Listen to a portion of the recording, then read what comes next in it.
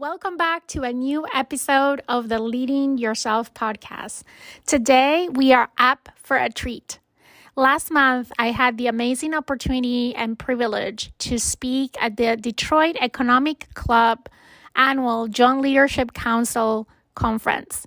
It was an amazing and inspiring event with hundreds of young leaders from all around Detroit. Today, I want to share with you the recording from the breakout session that I hosted under the theme of Reinvent Yourself, how to adapt and thrive in this ever-changing world. I hope you enjoy it.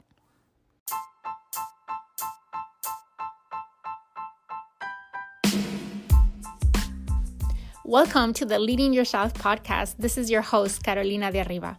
I'm an HR professional, health and fitness coach, wife, mom, and above all things, a goal-getter. In this podcast, we're going to be digging into all things leadership, professional and career development, habits, and relationships. This is a podcast for those who want to become the best version of themselves. Those who have big dreams and are willing to embrace the journey and put in the work to achieve them. My goal is to share with you the tools, tips, and tricks to help you in your journey. So let's dig into today's episode.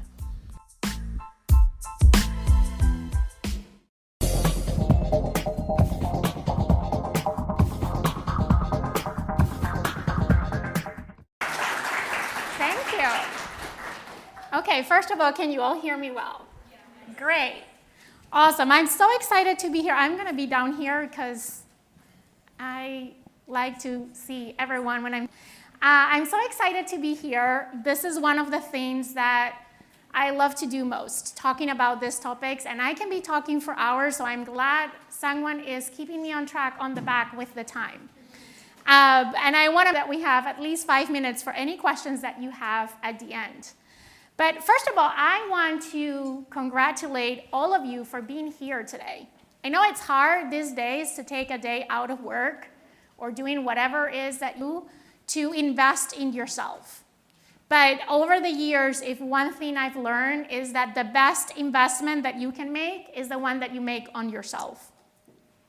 My goal today is to inspire you and hopefully to motivate you to take action after today towards reinventing yourself. And I'm going to go over why I think you should reinvent yourself.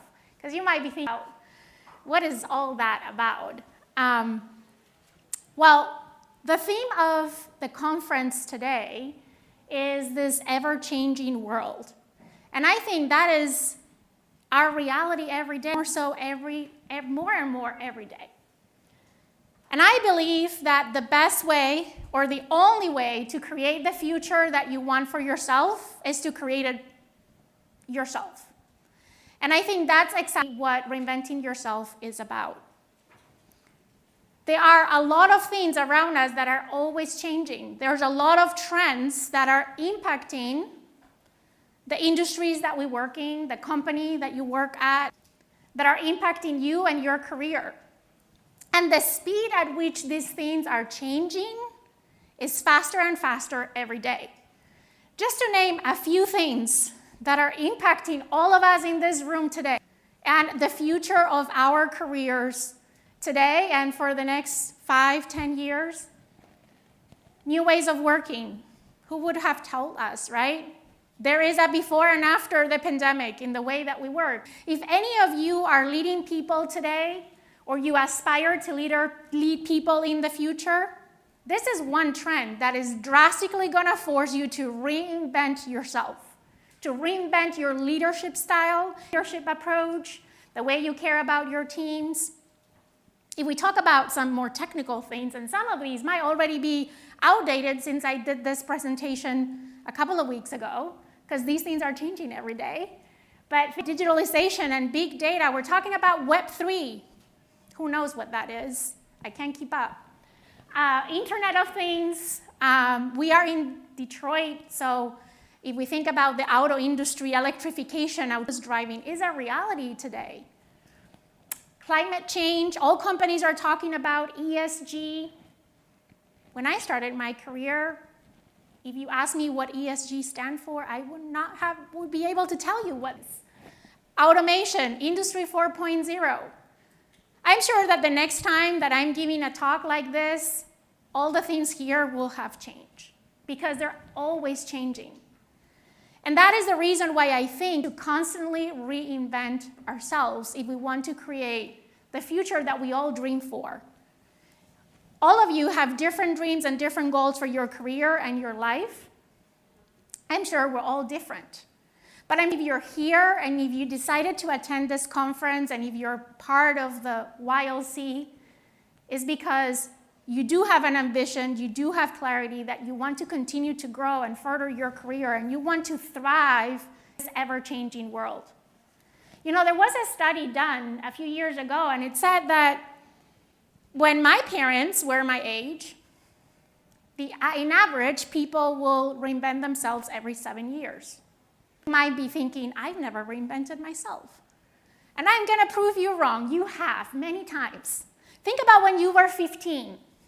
The TV shows that you watch, the music that you like, the food that you enjoy, how you spend your weekends. I bet is completely different than how your life looks like today. You might not have even noticed it, but you have reinvented yourself over and over in the span of your life. And experts said, research says that it used to be every 7 years. Today, you read things like it's every 3 years. We have a need as human beings to reinvent ourselves every 3 years. And I bet that next year, maybe that is going to be 2.5 years. And I find myself reinventing myself almost every day. And I bet you do too. You go to a meeting, you experience something, you reflect, and the next day you're like, I'm going to approach this differently. And when you do, you're reinventing yourself. So what I want to do today is to show you a very simple work on how you can go about reinventing yourself so you can thrive in your career in this ever-changing world. And it's going to be very simple. And at the end, there's going to be a QR code up here on the screen. You can download a workbook where you can put in practice everything that we do today. Actually, my invitation for you is that you download that workbook and you do the work. If you just listen to me and then you go to lunch and the next keynote, nobody's going to do a better job than I do. And then you go to the next one and then you go home and tomorrow you turn your computer and you have 100 emails and you don't do anything. You just wasted 35 minutes of your time right now. So I really want to invite you to do the work. And I'm going to share with you very simple tools that are going to be on your workbook that you can go ahead and do for yourself. So let's talk about the framework.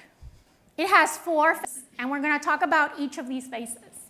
Discovery, creation, transformation, and momentum. Let's talk about discovery. Discovery is all about self-awareness. I firmly believe that self-awareness is the foundation for almost everything. It's the foundation for your personal growth. It's the foundation for your career growth. It's the foundation for you to achieving anything that you like. If you are not self-aware, you can't improve. Now, how do we go about this and how does this fit into reinventing your careers? Well, first of all, I want to say that your career is just part of your life. A lot of times we compartmentalize everything in our lives, right? We have our personal life, we have our hobbies, we have our passions, and then there's our career. And I all have very ambitious goals in your career, but one thing that I've learned through my career is that your career is just part of your life. And if it doesn't fit into the lifestyle that you want to have, you're not going to succeed in your career. There is a quote out there that it says, in order to be successful, you need to love what you do. And I firmly believe that that is so true. So when I think about discovery, self-awareness, here are 4 things that I want you to think about. And there's many more, but I only have 30 minutes. The first one is your lifestyle. Imagine, try to visualize yourself waking up in the morning in that perfect life that you dream of. Imagine that you wake up in the morning. What time would you be waking up? What time do you wake up now, and what time will you be waking up or living your perfect life? What would be the first thing that you do when you wake up? Would you be going to work? How will you get to work? Will you drive to work? Or maybe you're working from home? At what time do you start working? What is the first thing that you do at work? How is your day look like? Are you interacting with other people, or are you working by yourself? Are you leading a team? Are you working with customers? Are you in meetings all the day?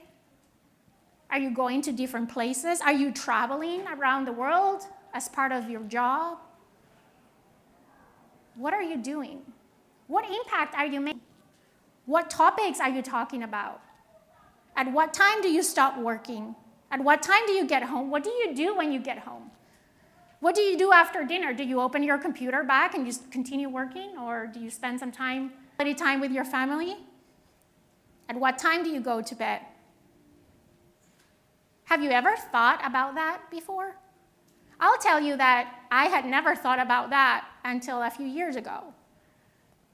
And recently, 6 months ago, actually, I switched jobs, I switched companies, I switched industries.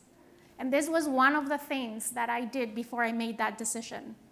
And I'm not suggesting that you switch your jobs or make radical changes. That's not what I'm saying. But for me, when I was faced with that decision, I did this little visualization. I visualized a day in my future life, in my perfect life, visualized my life. And then I asked myself, does my career fit in this lifestyle? Will this new job fit in this lifestyle? And you can imagine the answer was yes. And now here I am, reinventing myself. Your passions. I mentioned before, I don't know anyone that is successful, that I can think in my mind that is successful, which everything is relative, right? We all have a different definition of what success is. Under my definition, when I look for role models of people that are successful, they all have one thing in common. They work in what they're passionate about. And that's part of what I saw on my vision. I want to work on something that I'm passionate about. What are your passions? What are the areas where you want to make an impact? Is it what you're doing today aligned with those passions? Making an impact in the areas that you're passionate about? Another thing to think about is just your strengths and your weaknesses. We all do this all the time, right? It's what everyone tells you. Identify what your strengths and your weaknesses are. I like to see as strengths and weaknesses from two different lenses. One, the way that we were always taught about. What are you good at? What do you suck at? We all have some things on both buckets, because none of us are perfect. But I also like to think about strengths and weaknesses in terms of what lights you up, what energizes you. Being here today is one of the things that energizes me. Am I good at it? I'm sure I can improve a lot, but I love doing this. I see that as a strength. And then there's your weaknesses, the things that drain your energy. And we all have those. And I believe there is no perfect job, there is no perfect company, there is no perfect boss, there's no perfect anything, right? I'm sure that you all can think of things in your current job, in what you're doing today that you love doing. And there are things that you keep procrastinating on because who wants to do that? What are those things for you? Do you know what those things are? Are you aware of those moments, of those things that light you up and those things that drain you? And then finally, I'm going to go back to those future trends. In your industry, where you're working today or where you want to work in the future, do you know what are the trends that are impacting that area? And do you know what are the skills that are required to be successful in the future? And I'm going to talk more about this because I think this is the key to take steps towards your reinvention. So on your workbook, I'm not going to go through this right now because we just don't have time, but you're going to find this SWOT analysis. This same slide is going to be a workbook, and there's going to be a blank one so you can do your own. But when you put all those things together and you ask yourself a few questions and you take the time to reflect on these things, I guarantee you that this can be a very eye-opening exercise. It was for me. I learned so much about myself and the things that I like and the things that I don't like. And it was very clear for me what I needed to do next. So let's talk about phase 2, creation. Creation is all about putting together a plan, because the only way that things change is take action. And a lot of times we get stuck on phase 1, right? We think about it, and we think about it, and we think about it one more time, and we reflect about it, and we reflect about it one more time, and we get stuck. And then nothing happens. The key is to take action, and that's what happens in this phase of creation. Here's where we put a plan, and I want you to spend some time in putting together your plan, but don't get paralyzed in planning, right? We're going to talk about a few things you can do even today or tomorrow to get moving. But here's a very simple 5-step process on how to put a plan together, and this is going to be on your workbooks too. So don't worry, this picture is going to be on your workbook. But you probably do this every day in order to solve problems that you face. What do? When you want to create a plan for yourself, you need 3 things. It's like when you get in your car and you're programming your GPS to take you somewhere. Well, probably not even your GPS, your phone. You're asking Google Maps, right? Or whatever you're using. You need 3 things. You need to know what your destination is. That was phase 1, right? You have clear in your mind what your passions are, what do you see in your future, what is the lifestyle that you want. Step number 2, you need to know where you are today. And that's part of that SWOT analysis that I just showed you. What are your strengths? What are your weaknesses? What are the things that you like? What are the things that you don't like? The third thing you need is a map or a route, right? Your GPS will never take you where you want to go unless you know where you're going and where you are today. So when you're putting a plan, you're basically doing that. You're answering those questions for yourself. Where am I today? Where I want to go? And what are the steps that I need to take to get there? And then the very important piece here is set some goals for yourself and review this on a regular basis. I work in HR. I've been working in HR for 18 years. And I'll tell you that I have career conversations with people almost every day. And I see people excited to put this map together. And then that document where they documented their career plan goes on a drawer or in a file in their computers, right? We don't print anything these days anymore. And then 3 years later, I get to talk to them, and I'm like, how are things going? Did you did that thing that you said you were going to do in your career plan? And you're like, what career plan? Don't be that, right? If you're going to invest your time in putting a plan together for yourself, revisit it on a regular basis. At the minimum, once a year. I like to do this with the new year. It's one of the things that I do every time at the new year. I actually do this every quarter of the year. At the beginning of every quarter, at the beginning of every month, I look at my career map and I ask myself, what did I did this past month? What steps did I took? They don't have to be big steps. They can be small steps.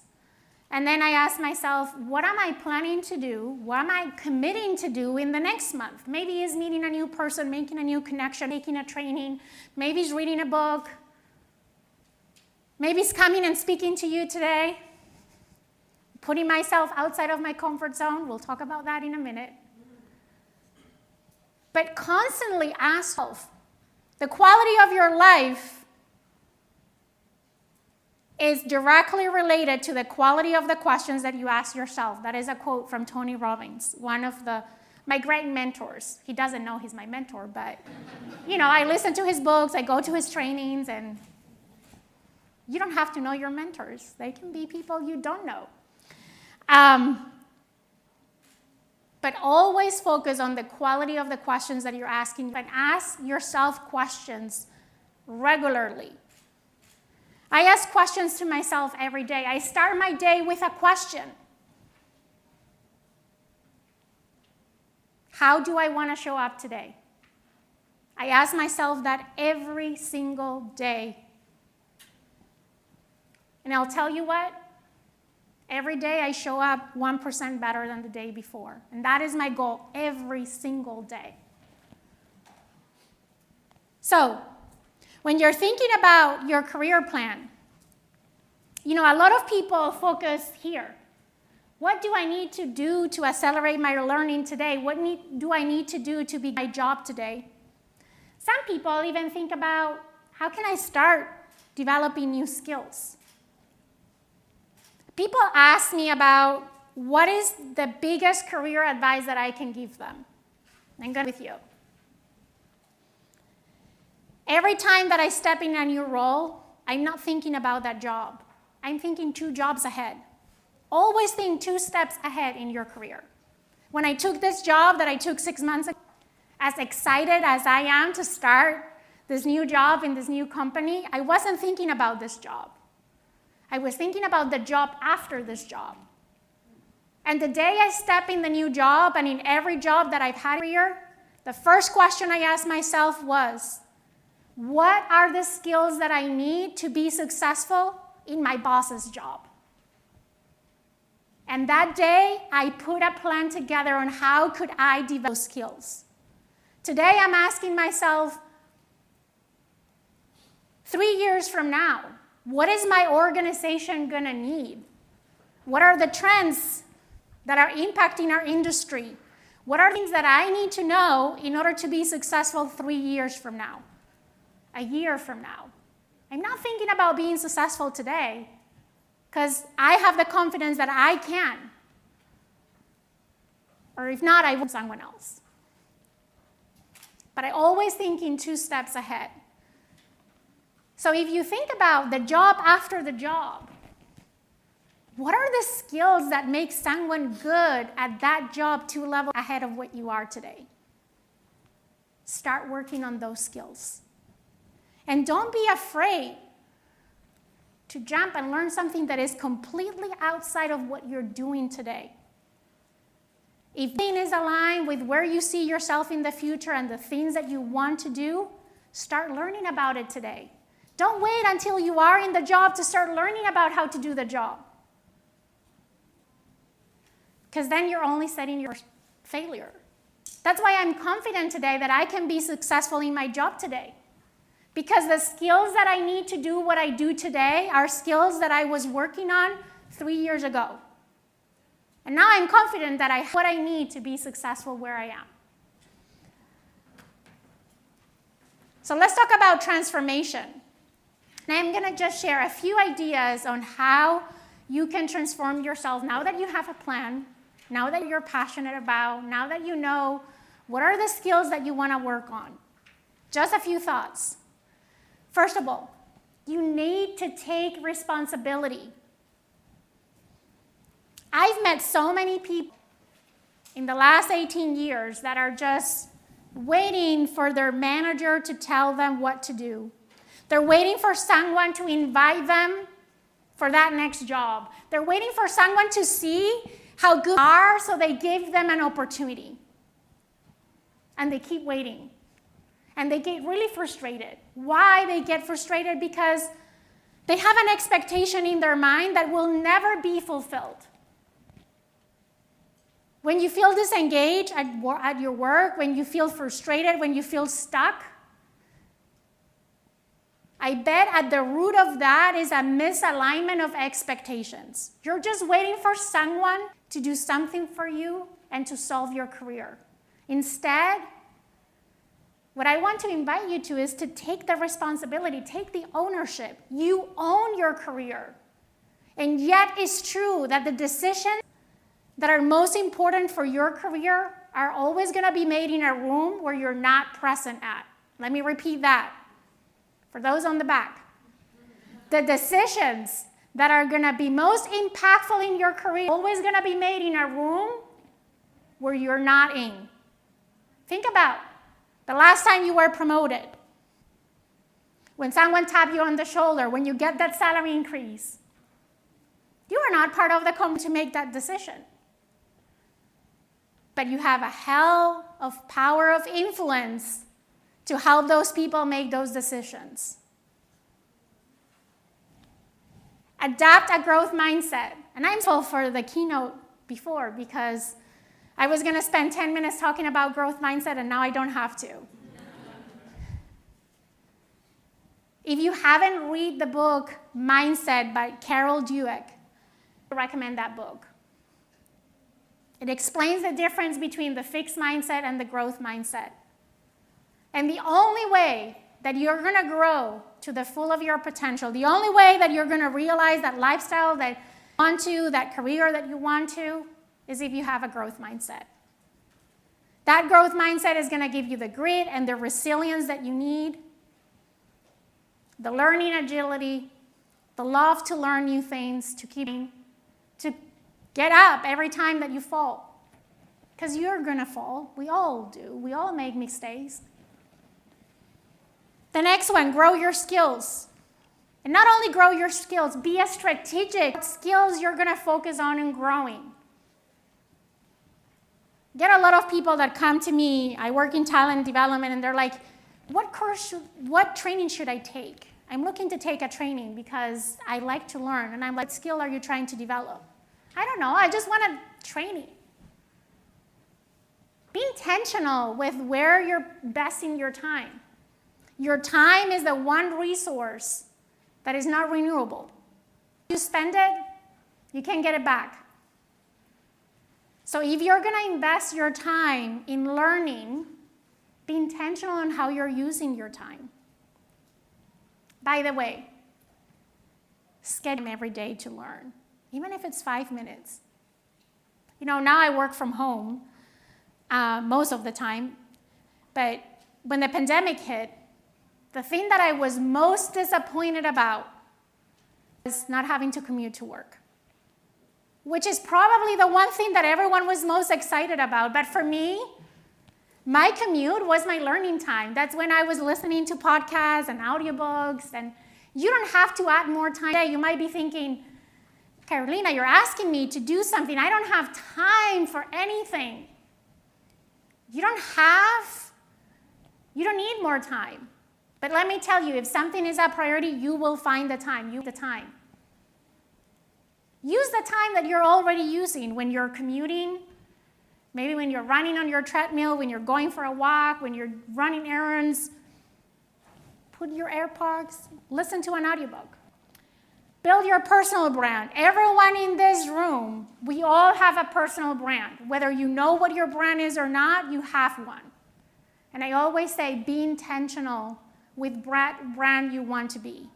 Do you be Coca-Cola, or you want to be that random, I don't know, I don't drink soda. Do you want to be Starbucks, or do you want to be the coffee on the corner? What brand do you want? And is what you want your brand to be? Prioritize. I share with you a lot of things today. And here's where I see a lot of people getting paralyzed. They're like, there's so much to do. I don't know where to start. I don't have the time. Those are just excuses, right? If something is important to you, if something is a priority, you will make the time and you will find the way. But you always need to prioritize. See, you can't do everything. You just can't do everything at the same time. So what is one thing you can focus on? And finally, build your network. And today, what a great opportunity to build your network. You know, I'm an introvert. I met Casey this morning, and I told her, every time that I go to an event, I scan the room for the one person that I know, I put my blinders on, and I go to that person, and I stay with them for the rest of the event. And then I go home, and I'm so disappointed because I didn't do what I came here to do, which was building my network. So now every time that I go to a networking event, I get in door and I tell myself I have one goal and only one goal today. I'm going to meet 5 new people. 5. It's doable, right? There's a few hundred people in here. But yet, it's taking me outside of my comfort. So, momentum. You want to create, you want to build, and you keep momentum. When you start your plan, when you start dreaming, you go at 100 per hour, but then you lose your power. And I believe that the best way to build momentum is through habits. We're approaching the end of the year, and a lot of you might be thinking, wow, I start in January. In January, new year, I'm going to make a career plan. I'm going to have a career conversation. I'm going to go to this training. I'm going to go to that conference. Don't be that person. Don't wait for January 1st. Whatever your goals are, maybe you're not related with your career. Maybe you want to lose weight. Maybe you want to do something else. The way you create momentum is by staying in motion, right? One of the laws of physics. Bodies in motion, stay in motion. So every year around this time, October 3rd for one reason, is the kickoff for the countdown towards the end of the year. As of October 3rd, there are 90 days left in the year, and I always do a last 90-day challenge. This is my way of ending the year stronger than I started, and push myself not to convince myself or to make excuses that I'll start in January 1st. So I want to share with you just an idea, and you can pick anything, but I always pick 5 things to focus on in the last 90 days of the year. And I thought, what could be 5 things that you can do to create and keep momentum on your career and to feel more engaged in what you're doing than you've ever been before? These are the 5 things. First, gratitude. We heard about gratitude earlier, but this is a specific type of gratitude. I want you to think about every day 3 things that you're grateful for that happened in the last 24 hours in your work or in your career. Maybe that person that helped you, maybe someone sent you a thank you note, maybe you did great at a meeting. Number 2, 10 pages of a book every day. You can pick any book that you want. I recommend 2 types of book. Either a personal development book.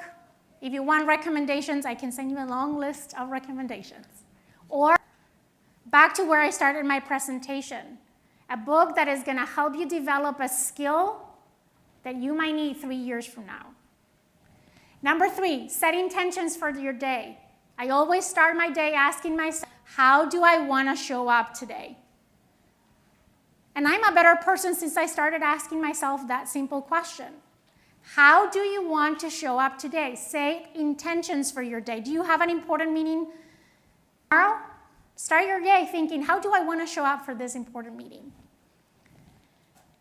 Step outside of your comfort zone every day. Do something that makes you feel uncomfortable every day. And I bet you, from now, a month from now, that thing that today terrifies you, it's going to be a piece of cake. And finally, Eat That Frog. It's a book that it's called Eat That Frog. If you want to start with a book, that might be a good one to start with. But the basic idea about this is that you start your day doing that thing that is difficult, that thing that you tend to procrastinate on, and get it off your way. Because if you start your day doing the worst thing that you can do today, then everything else is going to be a piece of cake.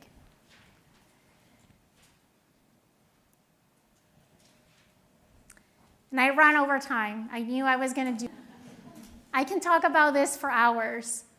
But back to where I started, I hope that in the last 30 minutes you felt inspired and that inspiration transpires in you down the workbook and doing at least one of the exercises that I share with you today. And I hope that after today, you're on your way to reinvent yourself. Thank you.